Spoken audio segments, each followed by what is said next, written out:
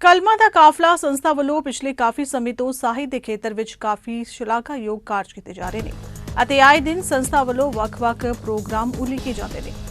ਇਸੇ ਤਹਿਤ ਕਲਮਾਂ ਦਾ ਕਾਫਲਾ ਵੱਲੋਂ 2 ਪ੍ਰੋਗਰਾਮ ਉਲੀਕੇ ਗਏ, ਜਿਸ ਤਹਿਤ ਕਲਮਾਂ ਦੇ ਕਾਫਲਾ ਵੱਲੋਂ ਬਾਬਾ ਅਮਰ ਸਿੰਘ ਸੰਧਵਾ ਦੇ ਜੀਵਨੀ ਉੱਪਰ ਇੱਕ ਡਾਕੂਮੈਂਟਰੀ ਰਿਲੀਜ਼ ਕੀਤੀ ਗਈ ਅਤੇ ਦੂਸਰਾ ਇਸ ਕਾਫਲੇ ਦੇ ਬੜੇ ਮਹੱਤਵਪੂਰਨ ਇਨਸਾਨ ਬੀਬੀ ਬਰਜਿੰਦਰ ਕੌਰ ਗੁਲਾਟੀ ਦੇ ਦੇਹਾਂਤ ਮਗਰੋਂ ਉਹਨਾਂ ਦੇ ਪਤੀ ਮਨਮੋਹਨ ਗੁਲਾਟੀ ਵੱਲੋਂ अपनी पत्नी की एक किताब रिलीज की गई, जिस दौरान लोगों वालों हुम-हुमा के इस प्रोग्राम में शिरकत की गई।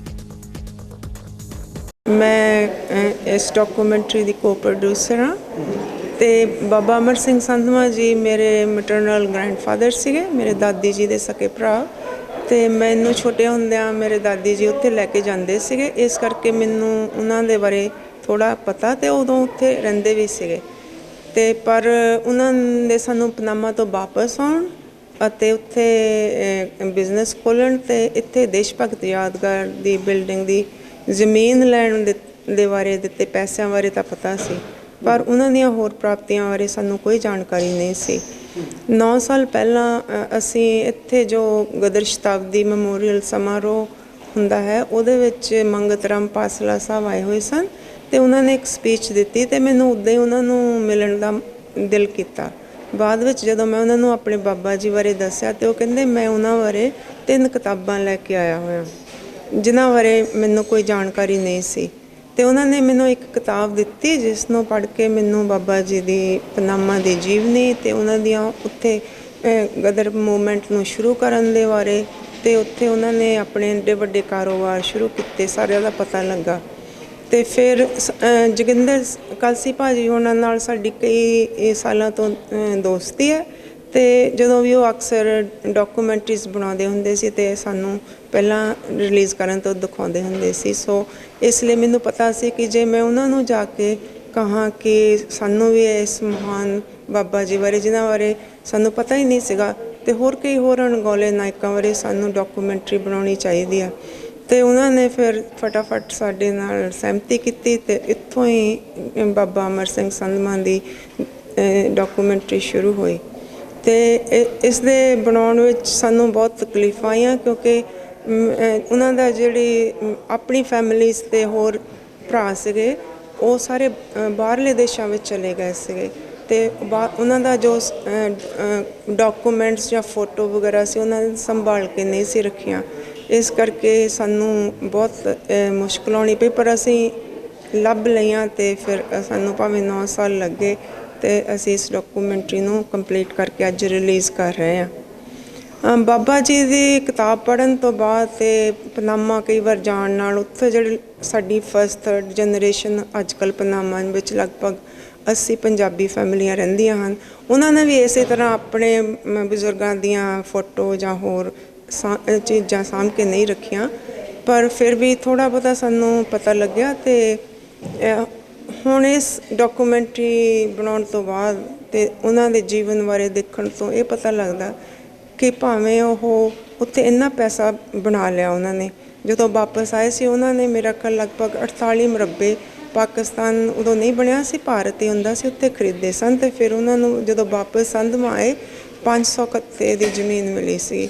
सो बहुत बड़ा कारोबार दूजे देश में जाके शुरू करना, गदर मूवमेंट की प्रधानगी करनी, तो उत्थे जिन्ने भी एक गल इत्थों बहुत पता लगती है कि उत्थे जिन्ने भी अपने लोग सन भारत के वो चाहे भावें मुसलमान होण हिंदी होण जां कि वह सिंधी होण, उन्हां विच धर्म बारे कोई भेदभाव नहीं, जात पात का कोई नहीं, वो इकट्ठे होके अपने देश की आज़ादी चाहते सन, जो कि मैनू लगता कि अजकल सानू अपने देश में इस तरह इकट्ठे होके काम करने का कोई भी बीड़ा नहीं चुकता, सारे आपो अपने ध्यान में ही लगे रहंदे हैं क्योंकि उन्होंने इन्हां सारियां चीज़ों तो उपर होके एक मुठ होके अपनी मेहनत की कमाई नू गदर मूवमेंट दे विच आज़ादी दी लई ते कईयां ने बहुत सारियां ने तो अपनी जानां भी दे दित्तियां।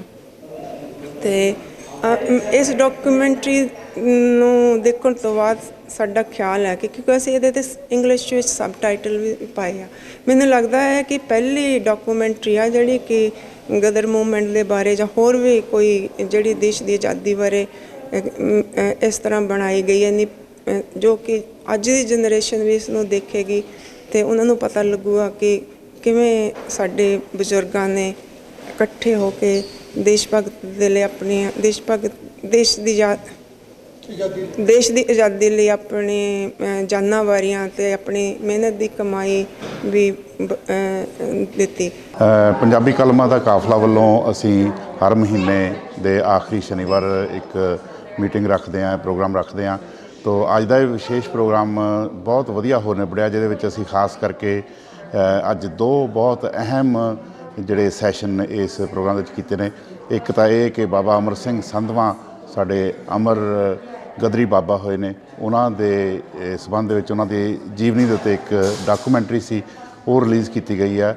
ਔਰ ਦੂਸਰਾ ਸਾਡੇ ਕਾਫਲੇ ਦੇ ਇੱਕ ਬੜਾ ਹੀ ਮਹੱਤਵਪੂਰਨ ਇਨਸਾਨ ਸਨ ਬੀਬੀ ਬਰਜਿੰਦਰ ਕੌਰ ਗੁਲਾਟੀ ਜੀ, ਜਿਹੜੇ ਕਿ ਪਿਛਲੇ ਕੁਝ ਸਮੇਂ ਪਹਿਲਾਂ ਸਾਨੂੰ ਸਦੀਵੀ ਵਿਛੋੜਾ ਦੇ ਗਏ ਨੇ। ਉਹਨਾਂ ਦੀ ਇੱਕ ਕਿਤਾਬ ਉਹਨਾਂ ਦੇ ਮਰਨ ਉਪਰੰਤ ਉਹਨਾਂ ਦੇ ਪਤੀ ਸਾਡੇ ਵੀਰ ਮਨਮੋਹਨ ਗੁਲਾਟੀ ਜੀ ਉਹਨਾਂ ਨੇ ਉਹ ਛਪਵਾਈ ਹੈ ਅਤੇ ਉਹ ਕਿਤਾਬ ਅੱਜ ਅਸੀਂ ਰਿਲੀਜ਼ ਕੀਤੀ ਹੈ। ਸੋ ਬੜੀ ਖੁਸ਼ੀ ਦੀ ਗੱਲ ਹੈ। ਅਸੀਂ ਇਸ ਤਰ੍ਹਾਂ ਦੇ ਸਮਾਗਮ ਜਿਹੜੇ ਉਹ ਉਲੀਕਦੇ ਹਾਂ, ਪੰਜਾਬੀ ਸਾਹਿਤ ਨੂੰ, ਪੰਜਾਬੀ ਸੱਭਿਆਚਾਰ ਨੂੰ ਅਤੇ ਪੰਜਾਬੀ ਵਿਰਸੇ ਨੂੰ ਅੱਗੇ ਵਧਾਉਣ ਦੇ ਵਿੱਚ ਪੰਜਾਬੀ ਕਲਮਾਂ ਦਾ ਕਾਫਲਾ ਹਮੇਸ਼ਾ ਹੀ ਅੱਗੇ ਰਿਹਾ ਅਤੇ ਅੱਗੇ ਰਹੇਗਾ। ਹਾਂਜੀ, ਅੱਜ ਇੱਕ ਪੰਜਾਬੀ ਕਲਮਾਂ ਦਾ ਕਾਫਲਾ ਦੀ ਜਿਹੜੀ ਰੈਗੂਲਰ ਮੀਟਿੰਗ ਹੁੰਦੀ ਹੈ ਮੰਥਲੀ, ਉਹ ਹੋ ਰਹੀ ਹੈ। ਉਹਦੇ ਵਿੱਚ ਸਾਨੂੰ ਬੜਾ ਮਾਣ ਹੈ ਕਿ ਅੱਜ ਅਸੀਂ ਦੋ ਜਿਹੜੇ ਇੱਕ ਅਹਿਮ ਜਿਹੜੇ ਵਿਸ਼ਿਆਂ ਦੇ ਉੱਤੇ ਗੱਲ ਕਰ ਰਹੇ ਹਾਂ। ਇੱਕ ਤੇ ਜੋਗਿੰਦਰ ਕਲਸੀ ਹੋਰਾਂ ਨੇ ਬੜੀ ਇੱਕ ਇਤਿਹਾਸਕ ਡਾਕੂਮੈਂਟਰੀ ਤਿਆਰ ਕੀਤੀ ਹੈ ਬਾਬਾ ਅਮਰ ਸਿੰਘ ਸੰਧਵਾਂ ਦੀ ਜ਼ਿੰਦਗੀ ਉੱਤੇ, ਜਿਹੜੇ ਕਿ ਗਦਰ ਲਹਿਰ ਤੇ ਜਿਹੜਾ ਪਨਾਮਾ ਦਾ ਚੈਪਟਰ ਸੀਗਾ, ਉਹਦੇ ਬੜੇ ਮਹੱਤਵਪੂਰਨ ਜਿਹੜੇ ਉਹ ਇੱਕ ਸੀਗੇ ਸਰਕੱਢ ਜਿਹੜੇ ਲੀਡਰ ਸੀ ਉੱਥੋਂ ਦੇ, ਔਰ ਉਹਨਾਂ ਨੇ ਗਦਰ ਜਿਹੜਾ ਆਪਣਾ ਦੇਸ਼ ਭਗਤ ਯਾਦਗਾਰ ਹਾਲ ਦੇ ਵਿੱਚ ਵੀ ਜਿਹੜਾ ਉਹਨੂੰ ਬਣਾਉਣ ਦੇ ਵਿੱਚ ਬੜੀ ਵੱਡੀ ਭੂਮਿਕਾ ਰਹੀ ਹੈ ਉਹਨਾਂ ਦੀ ਡਾਕੂਮੈਂਟਰੀ ਅੱਜ ਅਸੀਂ ਵਿਖਾ ਰਹੇ ਹਾਂ। ਔਰ ਦੂਸਰਾ ਜਿਹੜਾ ਇੱਥੋਂ ਦੇ ਸਾਡੇ ਜਿਹੜੇ ਕੋਆਰਡੀਨੇਟਰ ਵੀ ਸੀਗੇ ਕਾਫਲੇ ਦੇ ਔਰ ਮੈਂਬਰ ਰਹੇ ਨੇ, ਪਿਛਲੇ ਕੁਝ ਸਮਾਂ ਪਹਿਲਾਂ ਸਾਨੂੰ ਜੋ ਵਿਛੋੜਾ ਦੇ ਗਏ ਨੇ, ਉਹਨਾਂ ਵੱਲੋਂ ਇੱਕ ਕਿਤਾਬ ਜਿਹੜੀ ਹੈ ਪੰਜਾਬੀ ਕਹਾਣੀਆਂ ਦੀ 12 ਲੇਖਕਾਂ ਨੂੰ ਲੈ ਕੇ ਤਿਆਰ ਕੀਤੀ ਗਈ, ਉਹਨੂੰ ਇੰਗਲਿਸ਼ ਵਿੱਚ ਅਨੁਵਾਦ ਕੀਤਾ ਸੀਗਾ। ਅੱਜ ਉਹ ਕਿਤਾਬ ਤਿਆਰ ਹੋ ਕੇ ਸਾਡੇ ਤੱਕ ਪਹੁੰਚੀ ਅਤੇ ਉਹਦੇ ਉੱਤੇ ਅਸੀਂ ਗੱਲਬਾਤ ਕਰਾਂਗੇ। ਇਸ ਤਰ੍ਹਾਂ ਅਸੀਂ ਜਿਹੜਾ ਦੋ ਮਹਾਨ ਸ਼ਖਸੀਅਤਾਂ ਨੂੰ ਯਾਦ ਕਰ ਰਹੇ ਹਾਂ ਅੱਜ ਦੀ ਕਾਫਲੇ ਦੀ ਮੀਟਿੰਗ ਵਿੱਚ। ਬਹੁਤ ਵੱਡੀ ਇਹ ਹਿਸਟਰੀ ਹੈ, ਮੈਂ ਉਹਨਾਂ ਨੂੰ ਸਲੂਟ ਕਰਦਾ। ਸ਼ਾਇਦ ਹੀ ਦੁਨੀਆ ਦੇ ਵਿੱਚ ਇਸ ਤਰ੍ਹਾਂ ਦੇ ਕੁਰਬਾਨੀ ਵਾਲੇ ਯੋਧੇ, ਉਹਨਾਂ ਦਾ ਇਤਿਹਾਸ ਦੁਨੀਆ 'ਚ ਨਹੀਂ ਹੈਗਾ। ਉਹ ਲੋਕ ਜਿਹੜੇ ਇੱਥੇ ਪੜ੍ਹਨ ਆਏ, ਆਪਣੀ ਪਿਛਲੇ ਪਰਿਵਾਰਕ ਜ਼ਿੰਦਗੀ ਨੂੰ ਬਿਹਤਰ ਬਣਾਉਣ ਲਈ ਆਏ। 8,500 ਲੋਕ ਆਪਣੇ ਦੇਸ਼ ਨੂੰ ਆਜ਼ਾਦ ਕਰਨ ਲਈ ਸਿਰ ਤੜ ਕੇ ਰੱਖੇ ਗਏ। ਸ਼ਾਇਦ ਇਹ ਹਿਸਟਰੀ ਦੇ ਕੋਈ ਇਸ ਤਰ੍ਹਾਂ ਪੰਨੇ ਹੋਊਗੇ। ਆਪੋ ਆਪਣੇ ਦੇਸ਼ ਤਾਂ ਸਾਰੇ ਲੜਦੇ ਆ, ਪਰ ਇਹਨਾਂ ਮੁਲਕਾਂ 'ਚੋਂ ਇੰਨੇ ਸੁੱਖ 'ਚੋਂ ਉੱਥੇ ਜਾ ਕੇ ਜੂਝਣਾ, ਜ਼ਿੰਦਗੀਆਂ ਲਾਉਣੀਆਂ, ਸਾਰਾ ਕੁਝ ਬਰਬਾਦ ਕਰਨਾ ਆਪਣੇ ਦੇਸ਼ ਲਈ, ਮੈਂ ਸ਼ਾਇਦ ਆਪਣੀ ਜ਼ਿੰਦਗੀ 'ਚ ਨਹੀਂ ਪੜ੍ਹਿਆ। ਅਤੇ ਮੇਰਾ ਇੰਸਪਾਇਰ ਵੀ ਇਹੀ ਲੋਕ ਸਨ। ਮੈਨੂੰ ਇਸ ਤੋਂ ਪਹਿਲਾਂ ਕਿ ਮੈਂ ਅਗਲੀ ਗੱਲ ਕਰਾਂ, ਮੈਂ ਰਾਣੀ ਧਾਰੀਵਾਲ, ਬਲਦੇਵ ਧਾਰੀਵਾਲ ਅਤੇ ਉਹਦਾ ਪਰਿਵਾਰ, ਸਾਡੇ ਬਹੁਤ ਹੀ ਸਤਿਕਾਰਯੋਗ ਜੋਗਿੰਦਰ ਕਲਸੀ ਜੀ, ਉਹਨਾਂ ਦੀ ਟੀਮ, ਅਤੇ ਇਹਨਾਂ ਦੇ ਸਭ ਤੋਂ ਪਿੱਛੇ ਜਿਹੜੀ ਇੰਸਪਾਇਰ ਕਰਨ ਵਾਲੀ ਸ਼ਖਸੀਅਤ ਸੀ ਜਿਹੜਾ ਸਾਡੇ 'ਚ ਨੇ ਹੈਗੇ ਜੋਗਿੰਦਰ ਗਰੇਵਾਲ। ਉਹ ਇਸ ਪਰਿਵਾਰ ਨਾਲ ਕਲਸੀ ਜੀ ਦੇ ਕਲਾਸ ਫੈਲੋ ਸੀ, ਜਿਨ੍ਹਾਂ ਨੇ ਇਹਨਾਂ ਨੂੰ ਵੀ, ਇਸ ਪਰਿਵਾਰ ਨੂੰ ਵੀ ਮੈਂ ਸਮਝਦਾ ਜਿਹੜੀ ਰਾਣੀ ਹੈ ਉਹਨਾਂ ਦੇ, ਉਹ ਸਾਰਾ ਕੁਛ ਸਾਡੇ 'ਚ ਨਹੀਂ ਹੈਗੇ। ਉਹਨਾਂ ਨੂੰ ਮੈਂ ਸਲੂਟ ਕਰਦਾ। ਬਾਬਾ ਕਿਸੇ ਨਾ ਕਿਸੇ ਮਕਸਦ ਲਈ ਕੰਮ ਕਰ ਰਹੇ ਆ। ਇਹ ਸਾਡੀ ਗੱਲ ਹੋਈ ਕਿ ਅਸੀਂ ਕਿਹਾ ਕਿ ਅਸੀਂ ਪੂਰਾ ਸੈਸ਼ਨ ਇਸ ਕਿਤਾਬ ਲਈ ਸਮਰਪਿਤ ਕਰਾਂਗੇ। ਅੱਜ ਇੱਥੇ ਅਸੀਂ ਰਿਲੀਜ਼ ਕਰ ਰਹੇ ਹਾਂ ਗਦਰੀ ਬਾਬਾ ਅਮਰ ਸਿੰਘ ਸੰਧਵਾਂ ਵਾਲਿਆਂ ਦੀ ਲਾਈਫ ਸਟੋਰੀ। ਇਹ ਗਦਰ ਪਾਰਟੀ ਦਾ ਇੱਕ ਚੈਪਟਰ ਆ ਜਿਹੜਾ ਕਿ ਪਨਾਮਾ ਵਿੱਚ ਹੋਇਆ। ਆਪਣੇ ਗਦਰ ਕਈਆਂ ਮੁਲਕਾਂ ਵਿੱਚ ਹੁੰਦਾ ਸੀ, ਗਦਰ ਪਾਰਟੀ ਐਕਟਿਵ ਸੀ, ਪਰ ਇਹ ਪਨਾਮਾ ਵਿੱਚੋਂ ਕੰਮ ਕਰ ਰਹੇ ਸੀ। ਸਾਰੇ ਆਪਣੀ ਪੰਜਾਬੀ ਕਮਿਊਨਿਟੀ ਜ਼ਿਆਦਾ, ਕਿਉਂਕਿ ਪੰਜਾਬੀ ਨਾਇਕ ਸੀਗੇ ਇੱਕ, ਅਤੇ ਉਹ ਪੰਜਾਬੀ ਕਮਿਊਨਿਟੀ ਹੈ ਜ਼ਿਆਦਾ।